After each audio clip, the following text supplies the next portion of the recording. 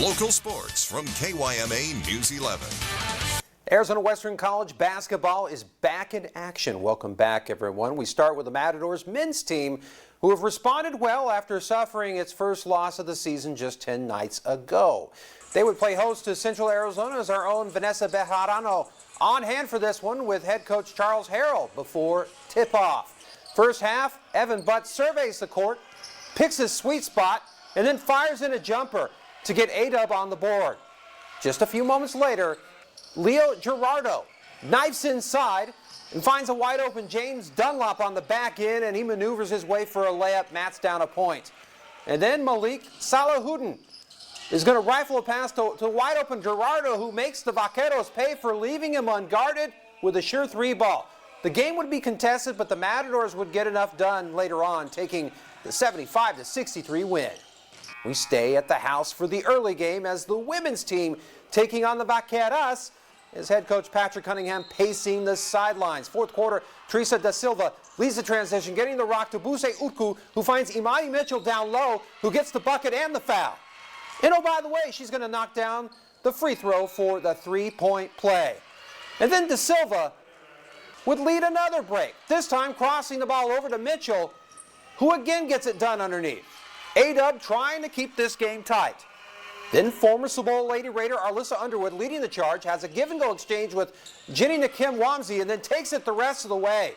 Unfortunately, the Vaqueras would pull away late in the final minutes, giving the Lady Mats the 60-50 loss. Well, from the collegiates to the preps, we bring you to the girls' edition of the Gila Ridge Cibola basketball rivalry. First quarter, Hawks senior Molly Sims with a great steal down low and does a nice little tightrope dance to keep possession. Down early, Cibola takes their first lead with a jumper courtesy of Ariana Luera. Cibola starts to pour it on. Quick hands by junior guard Mina Johnson on the inbounds pass, and she lays it in for a quick bucket. Lady Raiders up 3, and they would roll it home. 50-10. We take you to the Hawks' Nest for the boys' side of the crosstown rivalry. We start the second half, tied at 31. Hawks Jordan Stevens with a nifty pass down low to Connor White. It was his 8th point of the night. Next possession for Ridge. Stevens again starts a nice pass sequence, and it gets over to senior Jamison Kay, who takes care of business. Cibola would soon answer as Eric Ramirez finds a slicing Trey Banks, who dishes down low to Anthony Alvarez for the bucket. The game would be intense, but the Hawks win their third in a row, downing the Raiders 69-53. Moving on to prep boys soccer. Kofa looking to snap a 4-game losing streak. Game tied at 1 versus Highland, and watch the determination of senior Angel Saldana. Staying with the ball and keeping the pressure on. The Kings rally, though, would be turned away.